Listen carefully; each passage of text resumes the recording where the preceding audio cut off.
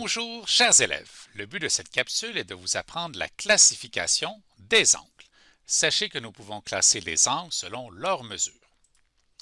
Commençons avec les angles aigus qui mesurent entre 0 et 90 degrés.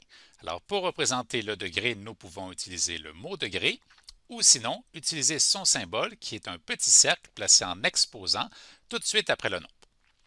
Voici différents exemples d'angles aigus, qui sont donc des petits angles qui peuvent être pivotés dans différents sens. Nous pouvons aussi retrouver des angles aigus à l'intérieur de différents polygones. Par exemple, ce parallélogramme comprend deux angles aigus à l'intérieur.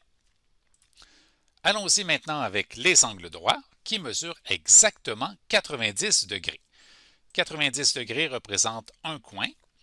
À l'intérieur d'un angle, nous pouvons utiliser un arc de cercle pour pouvoir identifier l'angle, mais lorsque nous avons des angles droits, nous allons souvent placer un petit carré pour symboliser l'angle droit.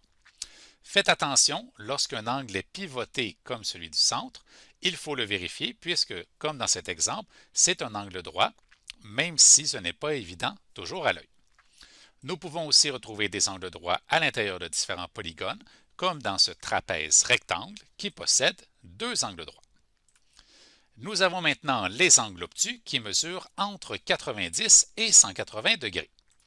Alors, nous voyons des angles qui sont relativement ouverts vers l'horizontale et nous pouvons en retrouver aussi dans des polygones, comme dans ce losange qui possède deux angles obtus.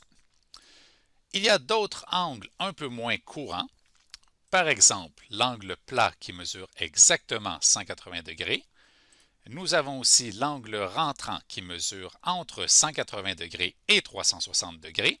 Et il y a aussi l'angle nul mesurant exactement 0 degrés et l'angle plein mesurant exactement 360 degrés.